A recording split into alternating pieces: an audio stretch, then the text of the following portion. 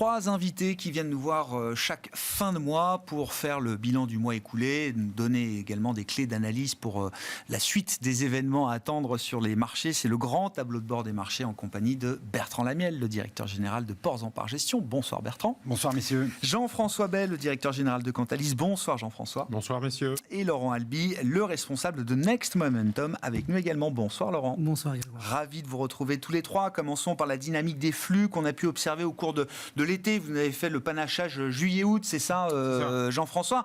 On va voir les graphiques que vous nous avez apportés comme à chaque fois. Mais visiblement, en Europe, il y a eu quelques points d'entrée pour les investisseurs. C'est ça, il y a quelques signaux faibles, visiblement. Et les investisseurs sont revenus. On est sur des mois de collecte records. Il faut remonter à 3 ans en arrière pour avoir de tels montants nets de collecte sur les fonds européens. C'est intéressant parce qu'effectivement, ça fait 3 ans qu'on vit un peu sur des flux de collecte un peu à tonnes, un marché à tonnes. On verra tout à l'heure dans le détail, mais 2022 a été un peu une rupture sur les marchés inflationniste, hyperinflation, donc il fallait tuer l'hyperinflation, whatever it takes, et ça a marché visiblement. Et donc les investisseurs sont rentrés dans un mode prudent.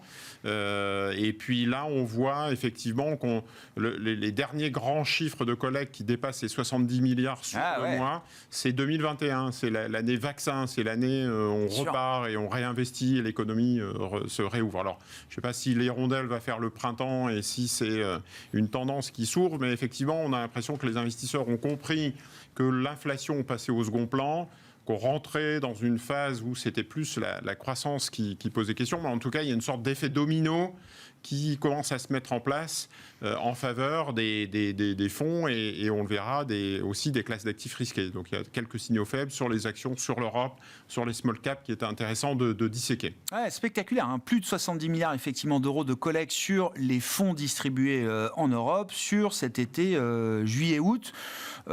Qu'est-ce qu'on peut dire justement dans le détail? Quelles sont les classes d'actifs qui ont été les plus sollicitées, j'allais dire, par ces flux de collecte positifs? Ouais, alors toutes les classes d'actifs profitent de cette collecte. C'est majoritairement toujours un environnement favorable au taux. On est sur des taux d'intérêt taux réels très élevés.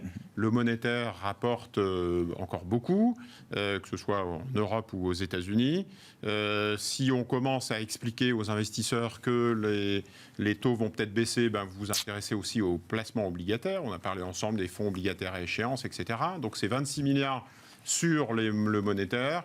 22 milliards sur l'obligataire et toutes les classes d'actifs en profitent. L'année dernière, 2023, c'était sur l'ensemble de l'année beaucoup plus monétaire. Ah oui. Donc une tendance très forte sur l'investissement monétaire. Ouais. Donc on a un effet un peu domino, un effet de diffusion, je dirais, par capillarité, comme dirait notre président. Et donc vous avez par ruissellement. Et donc après le monétaire sur 2023, c'est plutôt l'obligataire sur 2024. Donc depuis le début de l'année, ça reste une année très forte sur l'obligataire. Et on voit même sur des emprunts d'État, des govies US qui en profitent. Et puis les actions aussi qui sont en 3e position et qui collectent pratiquement 20 milliards sur le mois, 20 milliards par mois. Donc ça fait longtemps qu'on n'avait pas vu ça. Ouais. Effectivement, on a donné le détail sur les actions, si vous voulez voir justement où sont allés ces 20 milliards. C'est intéressant dans la slide qui suit de voir justement quelles thématiques ont été jouées cet été. Alors, quand on regarde les zones géographiques, ça reste encore très monde US. Il n'y a pas à trop se... Dans les flux actions, on ne peut pas dire que ce soit les actions européennes qui sont encore les grandes gagnantes. Oui, alors, inversement... Les actions européennes sont toujours négatives depuis le début de l'année. Ça fait quand même plusieurs mois, c'est-à-dire depuis 2022, que les actions européennes sont en difficulté. Et j'allais dire, ne sont pas privilégiées. Délaissées, pour le moins. Donc c'est un peu la guerre en Ukraine qui est un peu l'élément déclencheur, on va dire. Et les investisseurs préférant la visibilité. Donc sur des investissements globalement en actions, on en a déjà parlé, qui sont plutôt neutres, voire négatifs sur ces périodes 2023-2024, c'était le match, la bascule, action US versus émergent Europe qui était clairement négative. Là, on voit que c'est toujours action US. Mais c'est aussi l'Europe qui revient en positif. L'autre élément intéressant, c'est que c'était un peu monomaniaque ETF, on s'en souvient, c'était une vraie bascule sur les ETF avec une très forte décollecte sur des fonds actifs. Là, on est sur un match qui se rééquilibre. On est sur 11 milliards de ETF, mais 8 milliards de fonds actifs. On parle bien juste de la période estivale. Je redonne, parce qu'il y a la grande perspective que vous nous donnez et que vous nous redonnerez. Mais sur ces mois-là, effectivement, la gestion active a retrouvé un petit peu plus d'intérêt par rapport à une gestion passive qui reste un rouleau compresseur dans l'industrie. On pourra avoir d'autres... Voilà, c'est ça. Le paquebot continue, mais visiblement, les investisseurs... Il y a des périodes comme ça où quand même la gestion d'actifs est capable de revenir sur le devant de la scène en termes de collecte. Notamment sur les small caps, puisqu'on voit que les small cap ont collecté 6 milliards sur le mois cet été. Et donc, les investisseurs continuent à privilégier le large méga, mais aussi donc à peu près au même niveau, on va dire, des small mid. Ça faisait longtemps aussi qu'on n'avait pas vu de flux en faveur des petites et moyennes valeurs. Donc, les investisseurs, on voit qui, par ricochet, reviennent un peu à reprendre du risque, plutôt toujours sur des thématiques croissance. Et ce qui est assez intéressant, quand on regarde la perspective, on dézoome un peu. Dans le graphique, je vous ai préparé des chiffres qui remontent à 2010. Donc c'est pratiquement paléontolithique, c'est pratiquement le Moyen-Âge. Préhistorique. Préhistorique, voilà. On a un peu deux périodes. On a la période de taux bas, négatifs, des taux directeurs, des banques centrales qui avaient amené au tapis les taux. Et donc c'était le whatever it takes pour éviter la déflation et les grandes crises. Et donc, effectivement, les investisseurs ont compris le message à l'époque et n'ont pas hésité à investir. Le dernier en date, le record, c'est 2021, avec 530 milliards de collecte sur l'année, avec du rouge, beaucoup de rouge. Voilà, la barre rouge, c'est les actions. C'est les précise. Donc, voilà. 350 milliards sur les actions. La dernière année, on a vraiment collecté sur les actions. Voilà, exactement. Donc, c'était une année très forte avec des investisseurs qui avaient compris que, l'économie repartait, le delta de croissance, et deux, les banques centrales restaient accommodantes, donc le delta de liquidité. Et puis patatras, 2022 est arrivé par là, et donc on s'est retrouvé, on est passé d'un scénario TINA à TANA, c'est-à-dire qu'il y a beaucoup d'alternatives qui se représentent, post-dislocation de marché, et petit à petit, on voit des investisseurs qui se cherchent. Donc c'est une barre noire en 2023, ce que je disais tout à l'heure, donc des investisseurs qui reviennent sur du monétaire pour essayer de faire quelque chose, parce que le monétaire délivre beaucoup. On aurait pu dire aussi livret à 3%, pour d'autres types de produits, ou fonds en euros boostés. Et puis l'obligataire en 2024 l'obligataire qui revient en 2024, et petit à petit, on voit que sur cet été, c'est les actions qui reviennent un petit peu sur le devant de la scène. Donc ça donne un peu de perspective justement sur ce film, avec et je pense que on y reviendra avec les deux spécialistes qui nous accompagnent, mais je pense que les investisseurs ont compris que les banques centrales avaient bien lutté contre l'inflation. L'inflation passe au second plan. On reparle plus de croissance, une baisse des taux qui a été entamée, et j'allais dire un petit peu une stratégie autour des taux réels. Quand le taux 2 ans US délivre du 5% et que l'inflation est à 2,5%, n'importe quel investisseur fait du taux 2 ans et fait du monétaire. Quand aujourd'hui on leur dit oui, mais éventuellement peut-être que dans les prochains mois il y a une baisse des taux, le taux 2 ans est passé à 3,90%, là en ce moment, et va peut-être passer à 2,5. Quand vous avez du 2,5 et du 2,5 d'inflation, vous avez des taux réels à zéro, et donc vous dites mais qu'est-ce qui va me permettre de délivrer du rendement, et vous regardez à nouveau les actions. Est-ce qu'on revient dans un environnement où des stratégies diversifiées peuvent retrouver de l'intérêt? Parce que c'est ce qu'on a vu, et vous nous le rappelez à chaque fois.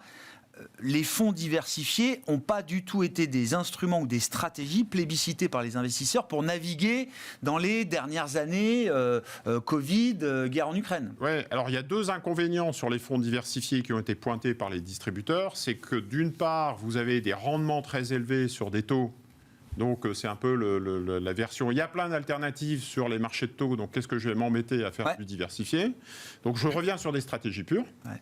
La deuxième chose, c'est qu'il y a une corrélation ces derniers mois entre les actions et les obligues qui a fait que les obligations ne protégeaient plus. C'est-à-dire qu'on était un peu on-off sur il y a de l'inflation, donc les taux... Typiquement 2022. Tout se crache, tout va dans le même sens. Exactement. Donc les actions se crachent, les obligues se crachent, et quand ça marche bien... les actions performent et les obliques performent. Ouais. Parce que justement, on se dit, ah, ça y est, l'inflation diminue et on voit des très bonnes performances. On est un peu encore dans cet environnement-là. Ce qui fait que pour des investisseurs diversifiés ou pour des gérants diversifiés ou des distributeurs, c'est très compliqué. De dire, si la diversification ne paye plus, faites des produits purs et puis vous retrouverez de la diversification sur l'or ou sur l'immobilier. Ou, enfin, on va peut-être vous retrouver d'autres zones de safe haven, de diversification, mais visiblement... on verra ce qu'il y en a les prochains mois, parce que moi, ce que je retiens de l'été, mais vous direz les leçons, c'est le 60-40 a retrouvé quand même de l'intérêt cet été. C'est-à-dire qu'on a vu justement des marchés obligataires qui pouvaient servir d'amortisseur en cas de baisse marquée des actions. Là, on a retrouvé une corrélation inverse qui est plutôt profitable à des stratégies balancées, équilibrées. Exactement. C'est ça. On disait sur cette nouvelle période qui s'est ouverte cet été, c'est aussi peut-être favorable sur des fonds patrimoniaux qui vont pouvoir tirer leur épingle du jeu dans cet environnement. Du coup, diversifiés, flexibles, patrimoniaux, c'est aussi les fonds actifs. Oui. C'est l'intérêt des fonds actifs. C'est-à-dire quand vous êtes un peu monomaniaque sur des mouvements de banque centrale, vous achetez ce qu'on a vu, des méga caps US avec beaucoup de visibilité, vous faites attention aux autres types de risques. Donc c'est la période qui continue, puisqu'on a vu que c'est majoritairement encore les ETF qui ont capté. Je pense que ce paquebot ne va pas s'arrêter, parce qu'il y a une logique de distribution et d'accès, j'allais dire un peu UX, de facilité d'accès qui va rester vraie. Mais à côté de ça, dans un environnement qui peut être plus compliqué, de changement de pied, des investisseurs qui vont peut-être revenir. On l'a vu avec les small caps, par exemple. Oui, puis on voit là l'écart entre effectivement le rouleau compresseur de la gestion passive et gestion active. À un moment, ces écarts peuvent aussi se résorber un peu. C'est une question de soutenabilité, de mean reverting. Donc, vous pouvez faire du Nvidia, mais jusqu'à un certain point. Bon, à propos de mean reverting, donc là aussi, quand vous nous redonnez les perspectives sur 4 ans, il n'y a pas de match entre l'intérêt porté par les investisseurs aux actions américaines par rapport à la défiance, il faut le dire, qu'on a pu observer sur les actions européennes. Oui, ça reste vrai. Alors, on a parlé de la bonne nouvelle. Sur le mois d'août, l'Europe doit faire mieux en termes de performance que le marché américain. Il y a aussi des moments où les actions européennes, la performance des actions européennes n'est pas forcément aussi négative que ce qu'on peut imaginer dans l'esprit de l'État collectif. Exactement. Donc, il y a un élément de rendement aussi. Les actions européennes ont tellement été délaissées en termes de valo. Il y a peut-être quelques Warren Buffett, quelques value investors qui jouent cette soutenabilité. Sur les small caps, c'est flagrant. Il y a aussi une notion de devise. L'euro qui peut se réapprécier face au dollar. Bien sûr. Réallocation dans des allocations qui sont complètement absentes de l'Europe. Enfin voilà, donc quelque part, on se dit que, je ne sais pas si c'est le point bas, le point historiquement sera retenu sur juillet-août 2024, mais en tout cas... l'élastique se tend, c'est ça. On voit que ça revient. Et ça revient plutôt en faveur de l'Europe ou d'autres types de thématiques en dehors de la tech et des méga caps US. Effectivement. Et puis l'autre grand mouvement de bascule des dernières années, effectivement, mais vous le disiez tout à l'heure, on verra dans quelle mesure il y a une volonté de revenir sur les small caps, mais c'est vrai que jusqu'à présent, c'est plutôt l'aspect large cap qui a rassuré les investisseurs au cours des dernières années, il n'y a pas de doute là-dessus. Oui, et puis je pense qu'à l'intérieur des large cap ou des small cap, les investisseurs reviennent sur des thématiques, c'est-à-dire que si on joue un scénario de baisse des taux, on va regarder les thématiques et les secteurs, santé, immobilier, valeur de croissance. Je mets un peu en dehors de la tech, parce que la tech qui, dans un environnement inflationniste, aurait dû peut-être souffrir. On jouait l'effet intelligence artificielle. Donc, ça fait 2 ans qu'on est un petit peu, depuis novembre 2022, ChatGPT, qu'on est un petit peu hors sol. Mais il y a un moteur spécifique à la tech. Exactement. Il y a eu un effet EPO qui a un peu dopé la classe d'actifs. Mais en dehors de cet effet-là, les réactions et les mouvements par secteur restent vrais. Donc je peux peut-être revenir sur la santé, l'immobilier et les valeurs défensives dans l'environnement qu'on expliquait de baisse des taux, et je peux peut-être faire attention aux valeurs un peu plus cycliques. Très clair. Si cette rotation peut se mettre en place, effectivement. En tout cas, c'est l'intérêt des chiffres qui sont intéressants à étudier sur l'été. Très clair. Comment vous avez vécu cet été, Bertrand ? C'est vrai que le 5 août, c'est quand même un pic de stress, il faut le dire, qu'on ne voit pas tous les jours sur les marchés, même si une correction indicielle de 10-12%, ça peut arriver comme ça assez vite. Mais bon, il y a eu quand même un événement. Et c'est vrai que quand on regarde les clôtures au 30 août, qu'on regardera ce soir... Tout ça pour ça. Bah ouais. Mais oui, on a encore écrit l'histoire. C'est-à-dire qu'on a connu un choc de volatilité jamais vu dans l'histoire. Ah ouais. C'est-à-dire qu'on est passé... Il y a le graphique, je crois, vous avez montré le graphique sur long terme de la volatilité. Là, effectivement, on voit bien les pics. Ligne bleue, c'est une volatilité de 20, donc en dessous, on est franchement dans un marché tranquille. Ouais. Et 65, c'est ce qu'on a atteint en 2 jours. Cet été. Et 65, on l'attend pas souvent, on le voit, il y a 3 ellipses. Mais à chaque fois qu'on l'a atteint, donc vous voyez, c'était 2008, 2022, donc il y avait... J'ai toujours en tête que Lehman, c'était 80. C'est souvent ce qu'on dit, la référence. La faillite de Lehman, c'est la vol à 80. Oui, on était à plus que 85 même, je crois. 85, pardon. Bah. C'est ça. Mais là, il faudrait rezoomer, mais on mettait 3 semaines, 4 semaines à y arriver. Ah ouais. Jamais 2 jours. Ouais. Donc là, en 2 jours, gros choc de volatilité. Ouais. Et finalement, quand on regarde sur les indices, superbement absorbé en 2 temps, 3 mouvements, quoi. Donc, je pense qu'il y a eu des investisseurs, il y avait de quoi se faire peur.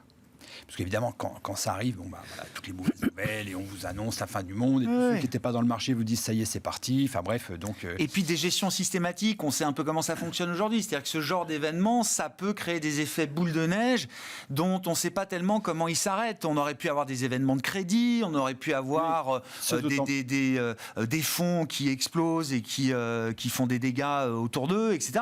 Il n'y a pas eu, en tout cas dans cette ampleur-là, il n'y a pas eu ça, malgré une correction d'une taille importante. Quoi. Oui, et ce qui s'est probablement passé, c'est qu'il y avait du monde à la plage. Donc voilà, ça a peut-être aidé un petit peu dans le. Ouais. En tous les cas, tous les débouclages qui se sont faits, se sont faits très rapidement. Et il n'y a pas eu d'effets collatéraux trop longtemps. Donc ça, c'est plutôt la bonne chose. Mais tout ça arrivait aussi à un moment donné où on sentait arriver, on en avait parlé la dernière fois, qu'un pivot était en train de se faire, c'est-à-dire que ça tractait quand même beaucoup moins bien sur la tech, que les 7 magnifiques, elles étaient plus 7, ouais. Et qu'on voyait arriver la santé des secteurs défensifs. Et donc on avait signalé que sur le match cyclique défensif, il y avait des signaux qui nous disaient attention, entre 3 et 6 mois à partir du signal qu'on avait donné. Donc ça, c'est le... je ne sais plus, il est où mon graphe. Enfin bref, je pense que je vous l'avais donné. C'est retour confirmé des défensives. Ouais. Voilà. Donc on avait eu ce signal, on en avait parlé, on avait dit attention, on a... les défensifs qui vont faire leur retour. Donc dans les défensifs, notamment, il y avait la santé, il y avait l'immobilier, on va retrouver des services aux collectivités, voilà. Et des valeurs plutôt à duration longue, d'ailleurs. Ça fait partie de ce qu'on appelle aussi les proxy bonds. C'est-à-dire sur le marché action, c'est une manière de jouer cette baisse des taux, justement. C'est ça. Les télécoms, par exemple. Les telcos qui reviennent bien, bien sûr. Et inversement, on voyait que dans les cycliques, c'est ce qu'on a vu. Hein. L'industrie, là, on a l'auto. L'auto qui était leader jusque mai, avril-mai, c'est ça. Oui. L'auto est dans le flop. L'auto est dans le flop. Incroyable. Donc il reste Ferrari. Alors Ferrari est un ovni. C'est pas de l'auto. C'est du luxe. Mais même pas. Je veux dire, Ferrari a survécu à la crise du luxe et à la crise de l'auto. Ouais, c'est ça. C'est peut-être même Ferrari autre chose encore du luxe. Donc dans le luxe, il reste Hermès. Ouais, c'est ça. C'est Ferrari et Hermès. C'est ça les vrais stars. Qui se tient bien. Ça, c'est le vrai luxe, oui. Mais voilà. Donc et donc on a vu ça arriver. Donc forcément. Et on l'a vu dans le rebond, ça aussi, parce que moi, ce qui m'intéresse, au-delà de la correction et de l'épisode de volatilité historique pour les livres d'histoire, etc. Moi, ce qui m'intéresse aussi, c'est comment s'est fait cette V-shape recovery, cette reprise en V très rapide, qui a tout de suite ramené les indices au sommet et qui fait qu'on clôture un mois d'août positif sur l'ensemble des marchés actions développés, en tout cas, avec des indices quasi au record. Cette reprise, elle s'est faite comment, alors ? On a toujours, parce qu'on n'en a pas parlé, mais dans les secteurs leaders, banque et assurance restent très bien. Ouais. Et donc, l'assurance fait des nouveaux plus hauts sur beaucoup de titres. Donc ça, c'était déjà leader avant, ça a été leader toute l'année, ça a continué à l'être et ça a quasiment rien lâché. Donc ça continue. Et ça, pour le coup, ça pèse lourd dans les indices. Ouais. Donc il y a ce point-là. Donc vous ajoutez à ça la santé qui doit faire 6-7% des indices. La techno qui cale, mais qui ne se retourne pas. Hein. Non. Donc qui reste bien. Donc globalement, en Europe, on reste avec 50-60% des indices, enfin des secteurs qui sont bien orientés. Il y a eu des redistributions de cartes à l'intérieur. Typiquement, dans la santé, jusqu'à présent, il n'y avait que Novo Nordisk. parce qu'elle tirait fort, mais hyper-croissance. Valeur d'hyper-croissance. Et là, on a vu une Sanofi qui remonte, des trucs comme ça. Il y a UCB, typiquement, laboratoire en Belgique, qui marche très très bien, qui font des gros parcours. Donc on voit des nouveaux noms arriver. Et donc, ça permet d'avoir des relais et de créer des arbitrages dans les portefeuilles. Et dans l'univers tech, des dossiers type logiciel SAP, ça a plutôt bien résisté, on reste très bien. Par contre, dans les semi-conducteurs, là où on avait un tir groupé avec en Europe ASML, ASMI, BE Semiconducteurs, là pour le coup, il y a une grosse fraction. ASMI reste très bien, ASML c'est compliqué, BESI elle est retournée.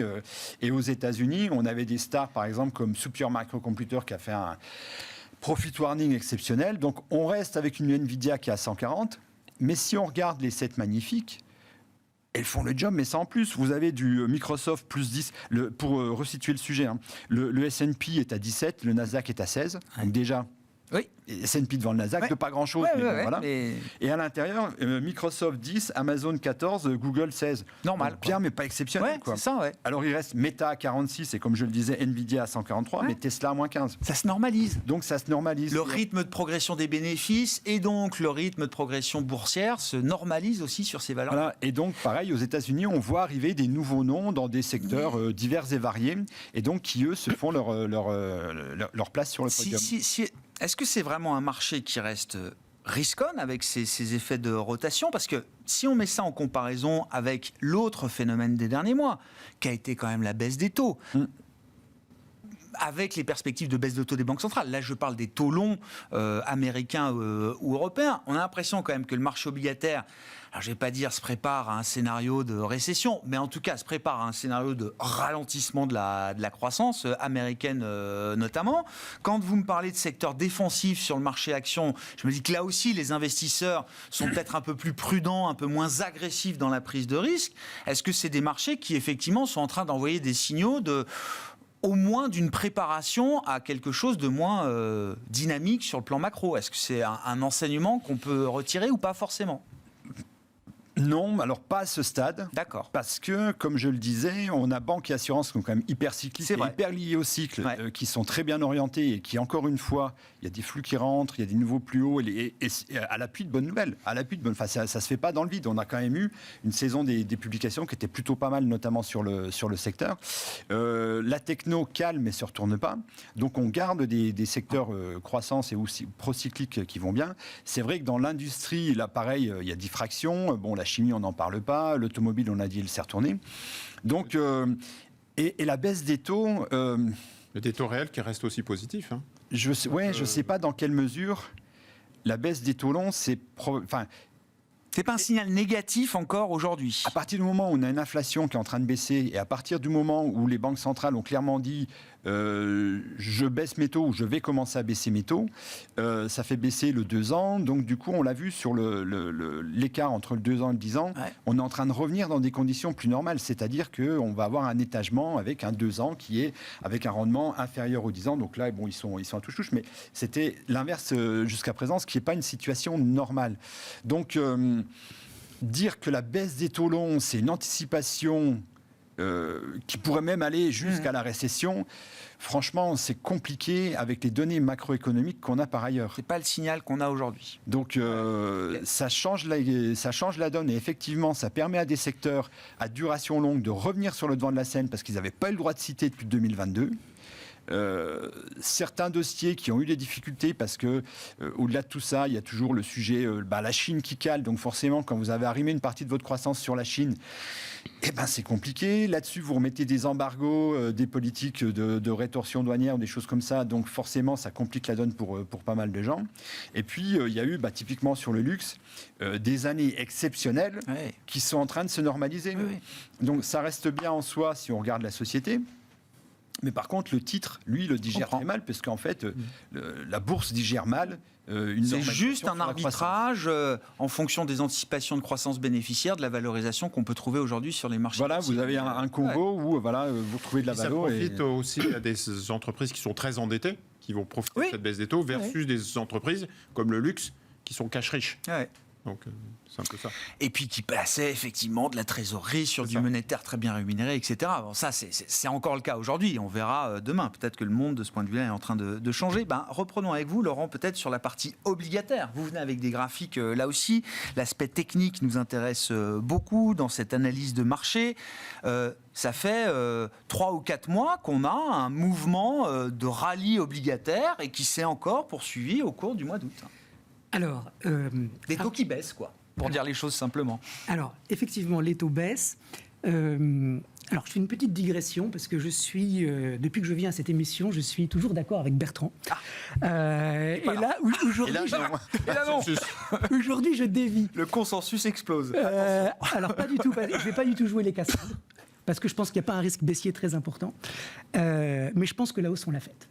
Moi, quoi ? Des marches actions ? Ouais. D'accord. Je pense que les tops sont là maintenant devant nous, quoi. Alors, il y aura peut-être alors il y a des plus hauts marginaux qui sont faits, DAX, Stoxx 600, etc. Peut-être que le S&P équipondéré, il le fait déjà, son record historique. Ouais. Donc c'est plutôt un bon signe. Mais moi, l'événement du 5 août, c'est pas un événement anodin que j'oublie. C'est pas une correction comme les autres qui remplit les livres d'histoire et qu'on oublie aussi vite. Non. Bertrand l'a très bien souligné. La vol a quand même été particulière. Et quand on a un événement de volatilité comme celui-ci, on peut prendre le parti de considérer que c'est rien, ou de penser que le marché a quand même eu très peur.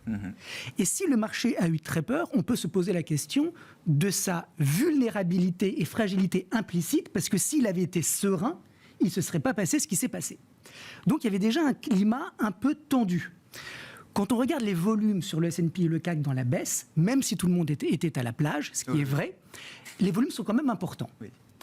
Et quand ça remonte, ils sont très inférieurs. Donc on ne remonte pas avec les mêmes volumes. Et quand on regarde la position ouverte des contrats, ce n'est pas la même chose non plus. Donc pour moi, il y a quand même un préjudice technique qu'il faut enregistrer. Moi, j'ai lu et j'ai cru comprendre que dans le rebond, autant le retail avait été assez présent dans le rebond, et une fois encore, le retail a bien vu qu'il fallait peut-être racheter à ce moment-là, autant les investisseurs professionnels, que ce soit des gestions systématiques ou plus long terme, etc., n'ont pas profité, se sont pas réexposés derrière et n'ont pas profité de la vague de reprise. D'ailleurs, pour faire le lien avec le marché obligataire sur le 10 ans, parce que le 10 ans, c'est un petit peu aussi les anticipations de croissance, de ralentissement et d'inflation, on voit que le taux, il ne rebondit pas sur les 3,80. Si les investisseurs étaient vraiment confiants, ils revendraient leurs bonds et ils se remettraient massivement sur les actions. Et les taux remonteraient. Or, ce n'est pas le cas. Donc, on est dans une situation un petit peu grise sur le 10 ans. Alors, c'est vraiment compliqué de comprendre ce qui se passe parce que chacun y va de son pronostic, combien il va y avoir de baisse de taux, 2, 3, 4, 100 points de base. Moi, je pense que Jérôme Powell va décevoir. Je vous l'ai dit avant, quand on a préparé cette émission, moi, je pense qu'il ne va pas y avoir 50 points de base de baisse en septembre. Je me trompe peut-être. Mais... le marché, c'est kiff-kiff pour l'instant. C'est la pièce en l'air, on va dire. Oui, mais il y a quand même beaucoup de monde qui anticipe les 50 points de base.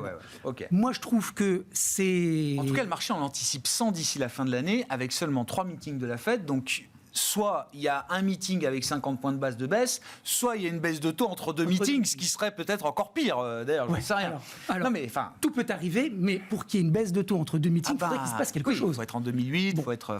Or, Covid, moi, je rappelle quand même que hier, on revoit le PIB US à la hausse, qu'aujourd'hui, l'inflation, elle rentre dans le rang. Donc on est quand même dans un climat qui s'apaise. Donc je ne vois pas pourquoi Jérôme Powell baisserait de manière importante les taux directeurs. Bon, et ça veut dire quoi alors ? Alors, moi, ce que je vois sur le rendement du T-Note, c'est que pour le moment, en tout cas, ça ne rebondit pas trop. Donc, ça veut dire que quand on regarde ce qui s'était passé précédemment sur le même niveau de support l'année dernière, à peu près à la même époque, le rebond, il avait été assez vif. Là, ce n'est pas le cas. Et donc, moi, je n'exclus pas de voir les taux longs continuer de baisser. Si c'est le cas, ça peut aller à 3,38. Alors, si ça rebondit, on a quand même un gros seuil à 4,20. D'accord. Et là, pour le coup, je ne crois pas que ça les dépassera, parce que ça voudrait vraiment dire qu'on repart... ça serait un double dip et qu'on a une économie américaine qui repart à fond. Ouais, on se retrouve en 2022, à ce moment-là, avec des taux à 5%. C'est pas mon scénario. Etc. Oui, c'est ça. On repart pour un tour d'inflation, de croissance résiliente, etc. C'est trop tôt. Non. Donc, 3,80, on est dessus. Peut-être qu'il va y avoir un rebond. Moi, j'ai plutôt l'impression qu'il va y avoir un rebond, que le dollar va remonter un petit peu, que ça va faire baisser les actions, sur les 2 mois qui viennent et qu'on va avoir une fin d'année plutôt positive, mais j'ai l'impression malgré tout que d'un point de vue tactique, même si stratégiquement... Faut qu'on passe par un petit moment un peu plus perturbé, quoi. L'épisode du 5 août, pour moi, n'est pas terminé. D'accord, les répliques. Voilà, on est encore dedans, et à mon avis, on risque d'avoir un mois de septembre et un mois d'octobre un peu plus compliqué, d'autant plus que le marché est rarement là où on l'attend. Et que j'entends partout, on a un boulevard maintenant devant nous, il va baisser les taux, c'est sûr, en parlant de Powell. Donc, sur les actions, c'est boule. Quand c'est tellement boule, moi, ça me fait un petit peu peur. Le sentiment est un peu complaisant, peut-être, là, de ce point de vue-là. Surtout qu'on est sur une tendance qui est bien mûre. C'est pas comme si on était dans un cœur de tendance, ou au milieu de la tendance, ou au début d'une tendance. On est sur une tendance qui est mûre. Donc moi, je serais plutôt enclin à envoyer à nos téléspectateurs un message de prudence. Mais je comprends. Beaucoup de choses sont déjà très bien anticipées. On l'a vu, que ce soit à travers les résultats d'NVIDIA ou à travers les anticipations de baisse de taux de la Réserve fédérale américaine. 100 points de base d'ici la fin de l'année. Il faut vraiment être agressif. Mais est-ce que Jérôme Powell pourrait être aussi agressif ? C'est pas encore évident. Si je fais une parenthèse, une seconde sur NVIDIA, c'est pas normal ce qui s'est passé hier. Je veux dire, qu'est-ce qui n'est pas normal ? Le fait que le marché s'en remette à ce point aux résultats de NVIDIA, comme si c'est le Messie qui allait arriver et sauver. Donc ça veut bien dire qu'il y a quand même des craintes, parce que normalement, dans un contexte de robustesse avérée, les résultats de NVIDIA auraient dû passer ou seraient passés de manière plus smooth. Oui, mais enfin, regardez, les indices n'ont pas été tellement abîmés par la baisse de NVIDIA. Aussi, on avait fait 150%, comme l'a dit Bertrand, depuis le début de l'année, 3000% en 5 ans et 25 000% en 10 ans. Non, mais les indices, j'ai trouvé, ont plutôt bien résisté à la petite baisse de NVIDIA hier. Qui va changer la donne. Oui, mais on a bien vu que, en tout cas, dans les médias américains, on voyait l'importance que ces résultats avaient. Et moi, j'ai trouvé que c'était un petit peu disproportionné et que ça reflétait un petit peu le contexte actuel. Un pic de hype peut-être autour de NVIDIA. Peut-être qu'on est allé trop loin dans le focus qu'on met sur NVIDIA. Mais bon, décevants, comme Apple il y a 4 ou 5 ans. En fait, si NVIDIA, ce qui n'a pas été le cas, avait déçu, tout d'un coup, tout le monde se serait posé la question de savoir du retour sur investissement de l'IA, donc de toute la thématique IA, où est-ce qu'on en est ? Le château qui... Un petit peu. Donc pour moi, ce sont des signes qui montrent quand même qu'il y a une certaine tension et qu'on n'est pas dans un climat de sérénité absolue, même si encore une fois, je ne suis pas agressivement baissier. Bon, vous dites septembre-octobre, ça peut être un peu turbulent, d'autant qu'il faut quand même parler un peu de la saisonnalité, puisque là, on attaque des mois qui sont historiquement considérés comme... baissiers. Mauvais, oui. Bon. Alors, encore une fois, je ne veux pas jouer les Cassandres parce que je ne suis pas moi-même agressivement négatif. Non, mais on est là pour parler de... On n'entre pas dans une fenêtre temporelle particulièrement positive. Voilà, donc il faut quand même le rappeler. On voit le CAC. Alors lui, pour le coup, septembre, c'est vraiment un mois qu'il n'aime pas, puisque c'est la saisonnalité depuis la création de l'indice. C'est le pire mois, historiquement ? Oui. C'est ça. Bon, alors, encore une fois, c'est le parcours moyen des 37 dernières années. Il y a évidemment eu des années où septembre a été très bon. Bien sûr. Mais bon, ça n'exclut pas ça. Voilà. Donc moi, je regarde quand même pas mal la saisonnalité parce que les investisseurs la regardent et il y a des arbitrages qui sont faits en fonction justement de cette saisonnalité. Et que ce soit sur le CAC ou le S&P, on n'est pas dans une séquence qui est très favorable. Donc ça veut dire que concrètement sur les marchés actions, même si le DAX a fait un nouveau plus haut absolu, ce qui est quand même très... On n'a pas le temps aujourd'hui, mais c'est quand même très intéressant d'en parler, parce que quand on voit la situation de l'Allemagne, c'est quand même... contre-intuitif. Ça interpelle. On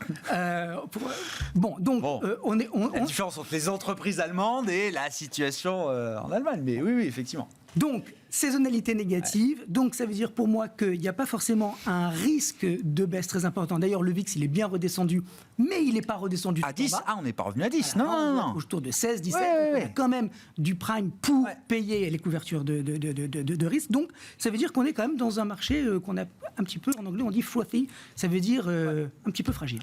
Et donc, concrètement, comment ça peut se traduire sur le CAC quand on regarde là, donc c'est un CAC 40 en vue hebdomadaire que vous nous apportez, c'est ça, Laurent.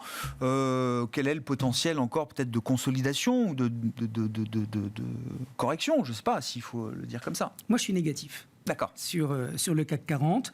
Mais comme on se voit tous les mois, si je me trompe, je vous le dirai. Je vous explique pourquoi je me suis trompé. Mais techniquement, je ne peux pas être autre chose que négatif. Et c'est spécifique CAC. Il y a un truc sur le CAC un peu à part aujourd'hui. En tout cas... C'est pas un indice qui a refait des sommets pour le coup. Non. Voilà. Et il est quand même, même le CAC GR qu'il faut comparer au DAX, il est quand même pas sur le niveau du DAX. Donc le CAC, il est un petit peu malade. Il est un petit peu malade de son secteur du luxe, qui est quand même impacté négativement par une Chine qui repart pas, et ça c'est quand même un problème. Et on le voit pas à l'écran, mais les volumes dans la remontada, ils sont quand même plus faibles que dans la baisse. Et puis on est sous une ligne de tendance haussière, on est sous une zone de résistance qui est quand même importante entre 7746 et 7900 points. On est au contact de moyennes mobiles qui sont baissières, donc en synthèse, en dessous de 7900 points, point de salut. D'accord. Voilà. Si on redépasse 7900 points, c'est vraiment le niveau sur lequel il faut clôturer hebdomadairement. Pour neutraliser effectivement ce mouvement un peu. Et là, effectivement, je vous dirais, j'ai été trop négatif, je me suis trompé, mais on a quand même une grosse zone maintenant qui nous attend. En fait, le CAC, il est un petit peu remonté dans le vide avec les autres indices. Maintenant, les choses sérieuses arrivent. On va voir si les acheteurs ont vraiment ce qu'ils ont dans le ventre et s'ils gardent leur position. En attendant, deux secteurs dont on a déjà parlé avec Bertrand et Jean-François, mais allons-y sur l'analyse technique de ces secteurs au sein du stock 600 européen, la santé et l'assurance. Commençons avec l'assurance. Là aussi, c'est vrai que le graphique que vous nous apportez montre la régularité du parcours qu'on peut avoir sur ce secteur de l'assurance. Oui, alors moi je ne pouvais pas ne pas vous parler de l'assurance, avec évidemment en toile de fond, on n'en a pas parlé dans cette émission, la baisse des taux de la BCE, parce que quand même c'est quelque chose auquel on peut s'attendre et qui devrait avoir lieu. On a techniquement en haut du tableau un très beau parcours avec une consolidation bien ordonnée qui montre qu'il n'y a pas beaucoup de vendeurs au moment où le secteur consolide. Et puis là, ça repart à la hausse. En dessous, on a le ratio de force relative par rapport au stock 600 qui est haussier. Donc ça veut dire que quand le stock 600 baisse, le secteur baisse moins, et quand il se remet à monter, le secteur va plus vite. Donc c'est quand même très positif. Et puis on a un rate of change qui calcule la vitesse du ratio de force relative qui est aussi au-dessus de zéro, qui est plutôt bien orienté. Donc moi, l'assurance, je considère que parmi les secteurs défensifs qu'il faut, à mon avis, privilégier en cette rentrée scolaire, donc santé, assurance et même utilities, télécom, ça me plaît.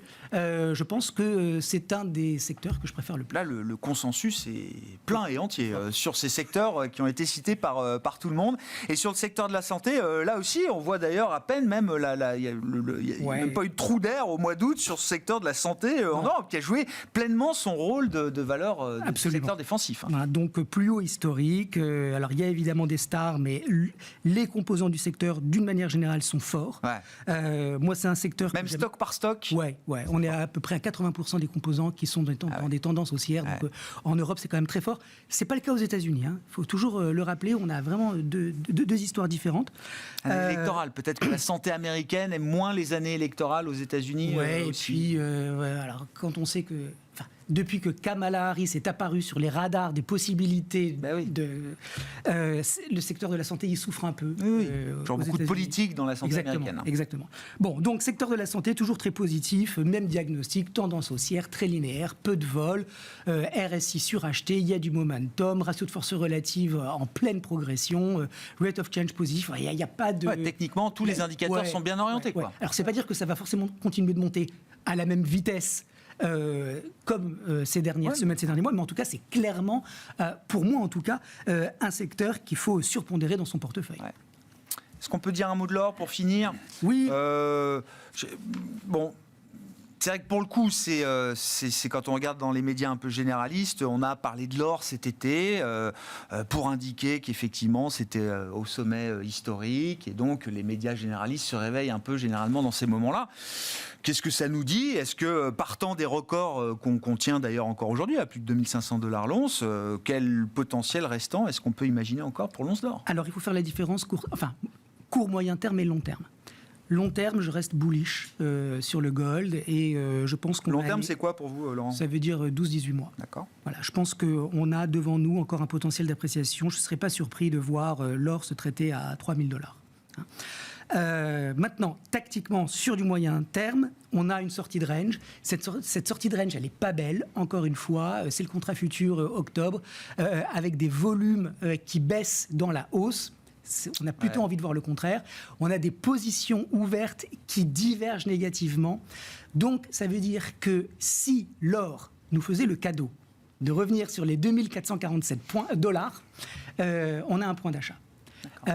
Et si retourner sur les 2305, ce que je n'anticipe pas, mais qui pourrait arriver si Powell déçoit, si le dollar rebondit, etc., c'est un super point d'achat. Donc, haussier sur l'or, la question c'est où ? 2447, 2305, retour dans le range, tout se paye sur l'or, tous les replis se payent. Je pense qu'il a encore un boulevard devant lui. Ouais, très clair. Bon, petit retracement de l'or qui serait cohérent avec votre scénario d'un Powell qui déçoit, d'un dollar qui remonte un peu, etc. D'actions qui rebaissent un petit peu. Ah ouais. Bon, ben on verra comme ça que je vois les si choses. tout se met en place au cours des prochains jours et des prochaines semaines. Pour conclure, Jean-François. Mais je pense que sur Powell, il y en a peut-être beaucoup qui ont acheté la rumeur et qui vendront la nouvelle. Ça, oui.